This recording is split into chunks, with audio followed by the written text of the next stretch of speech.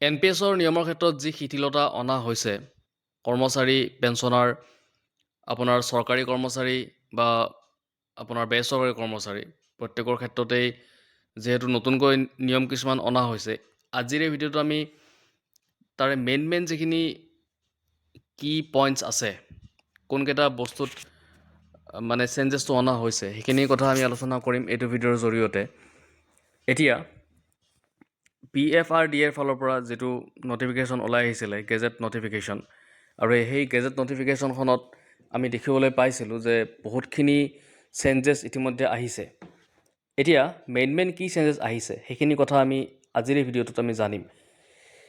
এটা কথা আপোনালোকে জানে, যিটো এনুইটি থাকে, অৰ্থাৎ সেই এনুইটি আপুনি ইনভেষ্টৰ ওপৰত তাৰ পৰা আপোনাক পেঞ্চন দিয়া হয়, আৰু সেইটো যিখিনি ধৰক 40% বা 20% আপোনাৰ যিটো মূল কৰ্পাছ থাকে, সেই মূল কৰ্পাছৰ যেনিবা আপুনি 60% ওলালে আৰু 40% আপোনাৰ থাকি গ'ল, আৰু সেই 40%টো কি কৰে যে ইনভেষ্ট কৰা হয় আপোনাৰ এনুইটি ক্ৰয়ৰ কাৰণে, আৰু সেইটোৰ পৰা আপোনাৰ তাৰ পেঞ্চনটো ওলাই আহে। এতিয়া কথা হৈছে, এতিয়া সেই এনুইটি ক্ৰয় আপুনি কিমান কৰিব লাগিব। আগতে চৰকাৰী বেচৰকাৰী কৰ্মচাৰীসকলৰ কাৰণে এটা বেলেগ আছিলে ৰুল, আৰু সেই ৰুলটো এতিয়া চেঞ্জ কৰি পেলাই আপোনাৰ এনুইটি ক্ৰয় এতিয়া যিটো বাধ্যকতা থাকে যে ইমানখিনি আপুনি উইথড্ৰ কৰিলে, কিন্তু ইমানখিনি আপুনি থ'ব লাগিব আপোনাৰ পেঞ্চন ফাণ্ডৰ কাৰণে। এতিয়া তাত কি চেঞ্জেছ আহিছে, বা আপুনি কিমান টকালৈকে আপুনি 100% কৰ্পাছটো আপুনি উঠাই ল'ব পাৰিব, আৰু কোন ক্ষেত্ৰত আপুনি 20% থৈ পেলাই 80% উঠাব পাৰিব পইচা।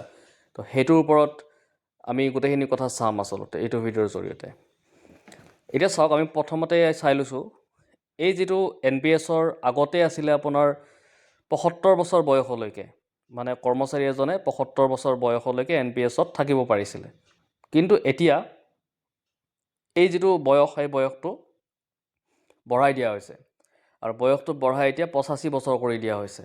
তো NPSত আপুনি এতিয়াৰ পৰা 85 বছৰ বয়সলৈকে থাকিব পাৰিব, আৰু সেই কৰ্মচাৰীজন চৰকাৰীও হ'ব পাৰে বা বেচৰকাৰীও হ'ব পাৰে। তো এইটো এটা ডাঙৰ চেঞ্জেছ আহিছে। প্ৰথম চেঞ্জেছ এইটো যে 10 বছৰ বঢ়াই দিয়া হ'ল। তাৰ পিছৰ চেঞ্জেছটো আপোনালোকে চাওক, 20% এনুইটি ক্ৰয়। এনুইটি আপুনি 20% আপোনাৰ এনুইটি আপুনি ক্ৰয় কৰিব লাগিব, অৰ্থাৎ 20% আপোনাৰ কৰ্পাছৰ পৰা 20% আপুনি ৰাখিবই লাগিব, 80% উঠালেও। তো তেনেকুৱা ক্ষেত্ৰত ইয়াতে কোনবিলাক কৰ্মচাৰীৰ কথা কোৱা হৈছে আমি চাম। ছুপাৰ এনুৱেশ্যন। তো ছুপাৰ এনুৱেশ্যনৰ কথা আপোনালোকে জানে যে ৰিটায়াৰৰ সময়ত ছুপাৰ এনুৱেশ্যন বুলি কোৱা হয়, যেতিয়া আপুনি ৰিটায়াৰ হৈ যায়। তো ছুপাৰ এনুৱেশ্যন আৰু আন কিছুমান চৰ্তত বেচৰকাৰী খণ্ডৰ গ্ৰাহকে এতিয়া তেওঁলোকৰ মুঠ কৰ্পাছৰ 20% অৰ্থাৎ একুমুলেটেড পেঞ্চন ৱেল্থৰ পৰা বাৰ্ষিকী ক্ৰয় কৰিব পাৰিব। আগতে এজন ব্যক্তিয়ে তেওঁলোকৰ সঞ্চিত কৰ্পাছ 5 লাখতকৈ অধিক হ'লে ছুপাৰ এনুৱেশ্যনত তেওঁলোকৰ কৰ্পাছৰ 40%ৰ পৰা বাৰ্ষিকী ক্ৰয় কৰিবলগীয়া হৈছিলে। এইটো বেচৰকাৰী খণ্ডৰ কৰ্মচাৰীসকলৰ কাৰণে 5 লাখৰ টকা যেতিয়া তেওঁলোকৰ সঞ্চয় হৈছিলে, জমা হৈছিলে, সেই তাৰ পৰা কি কৰিছিলে, আগৰ নিয়মত 40% তেওঁলোকে পেঞ্চনৰ নামত এনুইটি ক্ৰয় কৰিব লাগিছিলে, মানে 40%। কিন্তু এতিয়া কি কৰিলে, সেই 40%টো 20% কৰি দিয়া হৈছে বেচৰকাৰী কৰ্মচাৰীসকলৰ কাৰণে। এইটো আপডেট।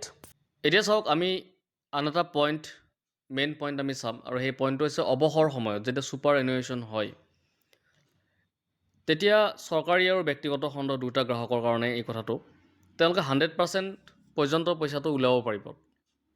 কিন্তু কি পৰিস্থিতিত উলিয়াব পাৰিব, যে তেওঁলোকে যদি তেওঁলোকৰ কৰ্পাছটো 8 লাখতকৈ কম বা 8 লাখৰ সমান হৈছে, তেতিয়াহ'লে তেওঁলোকে 100% টকাটো উলিয়াই ল'ব পাৰিব। কৰ্মচাৰী তেওঁ চৰকাৰী হ'ব পাৰে বা বেচৰকাৰীও হ'ব পাৰে। এতিয়া আমি আৰু এটা বস্তু চাম যে যিটো এনুইটি থাকে, এনুইটিৰ ক্ষেত্ৰত তেওঁলোকৰ মূল পাৰ্থক্যটো কি। চৰকাৰী খণ্ডৰ আৰু বেচৰকাৰী খণ্ডৰ এনুইটি ক্ৰয় কৰিব লাগে তেওঁলোকে, অৰ্থাৎ তেওঁলোকৰ যিটো পেঞ্চন ফাণ্ড থাকে, এনুইটি কিনাৰ পিছত তেওঁলোকৰ তাৰ পৰা আপোনাৰ পেঞ্চন দিয়া হয়, সেইখিনি ইনভেষ্ট হয়। আপোনাৰ যিটো এনুইটি আপুনি ক্ৰয় কৰে, সেই এনুইটিটো ইনভেষ্ট হয়, তাৰ পৰা আপোনাক পেঞ্চন দিয়ে। এই ক্ষেত্ৰত চৰকাৰী আৰু ব্যক্তিগত NPSৰ মাজত আটাইতকৈ ডাঙৰ পাৰ্থক্যটো হ'ল বাধ্যতামূলক বাৰ্ষিকী প্ৰয়োজনীয়তা। অৰ্থাৎ আপুনি কৰ্পৰাছ যিমান উলিয়ালে আপোনাক ধৰক 60% আপোনাক ৰিলেক্সেশ্যন দিলে আপুনি সেইখিনি উলিয়াব পাৰিলে, কিন্তু 40% থাকিব লাগিব আৰু কিছুমানৰ 20% থাকিব লাগিব। আপোনাক 20% আপুনি এনুইটি কিনিব লাগিব আৰু 40% আপুনি এনুইটি কিনিব লাগিব, কিন্তু কাৰ ক্ষেত্ৰত প্ৰযোজ্য হ'ব? তো চাওক, চৰকাৰী গ্ৰাহকসকলে সাধাৰণতে তেওঁলোকৰ NPS কৰ্পৰাছৰ 40% ব্যৱহাৰ কৰি বাৰ্ষিকী ক্ৰয় কৰিব লাগিব যদিহে কৰ্পাছ 12 লাখ টকাৰ সীমা অতিক্ৰম কৰে। যদি 12 লাখ টকা অতিক্ৰম কৰে তেতিয়াহ'লে 40% তেওঁলোকে এনুইটি কিনিব লাগিব চৰকাৰী গ্ৰাহকসকলে।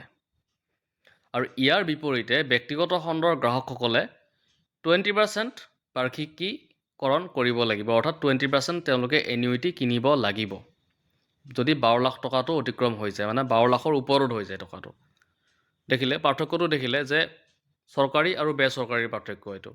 চৰকাৰী হ'লে 12 লাখতকৈ বেছি হৈছে 40% আপুনি এনুইটি কিনিব লাগিব।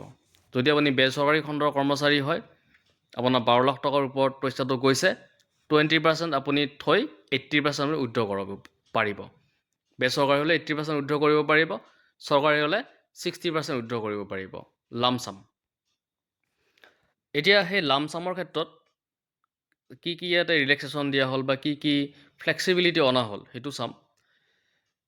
কম বাৰ্ষিকী প্ৰয়োজনীয়তাৰ বাবে এতিয়া NPS গ্ৰাহকসকলে সাধাৰণতে তেওঁলোকৰ কৰ্পৰাছৰ 60% পৰ্যন্ত উলিয়াব পাৰে চৰকাৰী খণ্ডৰবিলাকে, আৰু ব্যক্তিগত খণ্ডৰবিলাকে 80% উলিয়াব পাৰে এতিয়াৰ পৰা।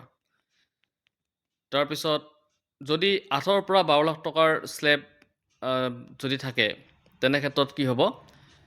চৰকাৰী আৰু ব্যক্তিগত দুয়োটা গ্ৰাহকে নতুন 8 পৰা 12 লাখ টকাৰ স্লেবৰ অধীনত পৰে। এই ৰেঞ্জৰ গ্ৰাহকে 6 লাখ টকা পৰ্যন্ত আগতীয়াকৈ উলিয়াব পাৰিব যদি 8 পৰা 12 লাখ টকাৰ ভিতৰত থাকে।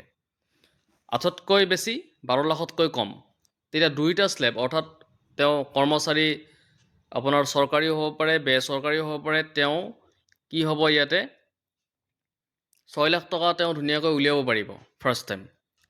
আৰু বাকী যিখিনি টকা থাকিব সেই টকাখিনি তেওঁলোকে পদ্ধতিগতভাৱে, অৰ্থাৎ ছিষ্টেমেটিক উইথড্ৰ যিটো থাকে, সেই ছিষ্টেমেটিক উইথড্ৰৰ জৰিয়তে তেওঁলোকে উলিয়াব পাৰিব।